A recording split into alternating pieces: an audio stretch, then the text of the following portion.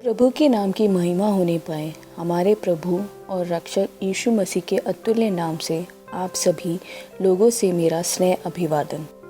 उत्पत्ति की किताब 21वां अध्याय 33वां वाक्य इस प्रकार कहता है, फिर अब्राहम ने बेरशेबा में झाऊ का एक वृक्ष लगाया और वहाँ यहोवा से जो नित्य ईश्वर है प्रार्थना की।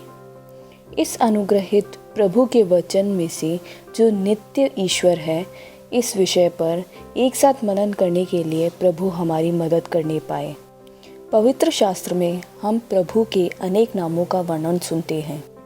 प्रभु के दासों ने अपने जीवन की अवस्था में जब प्रभु को व्यक्तिगत रूप से जाना तो ऐसे अनेकों नामों का रूपीकरण हुआ। हमने जो वाक्य अभी पढ़ा उसके अनुसार अब्राहम ने प्रभु को जो नाम दिया गया है वो है नित्यता का प्रभु। इससे हम समझ सकते हैं कि प्रभु को नित्य प्रभु कह के पुकारने वाला पहला व्यक्ति अब्राहम ही था। अन्य देश या फिर फिलिस्ती देश में जब अब्राहम था तो भी प्रभु ने उसे अन्य नहीं होने दिया। इसका कारण यही था कि उसने प्रभु को नित्यता का प्रभु मान लिया था और इसलिए ऐसे प्रभु की प्रार्थना को हम वहाँ अब्राहम को करते हुए देख सकते हैं। मुझे सुनने वाले सभी लोगों से बड़े ही प्यार से क्या मैं एक सवाल करूं? आज सुबह क्या आपने प्रभु की आराधना की?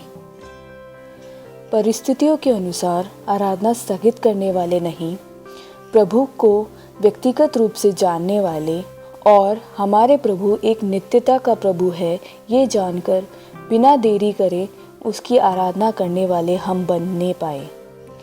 प्रभु के दास मूसा ने यह सत्य जान लिया। इस वजह से भजन संगीता 90 अध्याय के पहले और दूसरे वाक्य में इस प्रकार लिखा है, हे प्रभु तू पीढ़ी से पीढ़ी तक हमारे लिए धाम बना है। इससे पहले कि पहाड़ उत्पन्न हुए या तूने पृथ्वी और जगत की रचना की, वरन अनादि काल से अंत काल तक तू ही परमेश्वर है। नित्यता के प्रभु के बारे में हमें ये समझना है कि प्रभु के लिए समय का कोई अंत नहीं है, प्रभु की कोई शुरुआत नहीं है और उसी प्रकार प्रभु के लिए कोई अंत भी नहीं होगा। एक प्रभु के दास ने उनकी नित्यता का वर्णन इस प्रकार किया, आरंभ और अंत ना होने वाला एक समय, भूतकाल और भविष्यकाल ना होने वाला एक वर्तमान काल, बाल्यकाल और बुढ़ापा ना होने वाला एक यौवन, जन्म और मरण ना होने वाला एक जीवन, बीता हुआ कल और आने वाला कल ना होने वाला एक आज है प्रभु की नित्यता। अय्यूब की किताब 36 के 26वें वाक्य में उसके जीवन की परेशानियों के संबंध में अलीहू इस प्रकार कहता है, देखो परमेश्वर महान और हमारे ज्ञान से कहीं परे है और उसके वर्ष की गिनती अनंत है। हबक्कुक भविष्यवक्ता पहले अध्याय के 22वें वाक्य में प्रभु से इस प्रकार कहते हैं, हे प्रभु क्या तू नित्य नहीं? इब्रानियों की किताब पहले अध्याय के 11वें व 12वें वाक्य में इस प्रकार लिखा गया है, तू खड़ा होगा और तेरे वर्षों का कभी अंत ना होगा।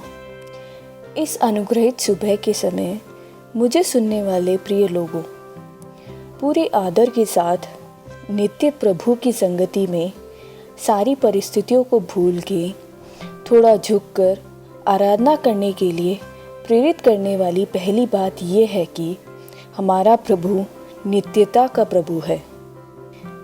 दूसरी बात यह है कि वो सिर्फ नित्यता की उस अवस्था में बने रहने के अलावा हमसे अपनी नित्यता बांटने और हमारे हाथों को पकड़ने के अपनी नित्यता में लाता है। नित्य प्रभु ने हमसे प्रेम किया और अपने प्रिय पुत्र को हमारे लिए इस दुनिया में भेजा। वो यीशु मसीह हमारे लिए जन्मा, जिया, मरा, गाड़ा गया और फिर से जी उठा। इस एहसास के साथ उस प्रभु को हमारे जीवन का रक्षक और उद्धारकर्ता के रूप में हम स्वीकार करते हैं तो हमारा जीवन एक फूल के समान मुरझा भी गया तो उसके साथ अंत नहीं होगा, बल्कि नित्य प्रभु के साथ वास करने वाला बनेगा। इसलिए नित्य प्रभु की नित्यता को समझते हुए उस नित्यता को अनुभव करने के लिए, उस नित्यता के हकदार होने के लिए हमारा जीवन काम आए।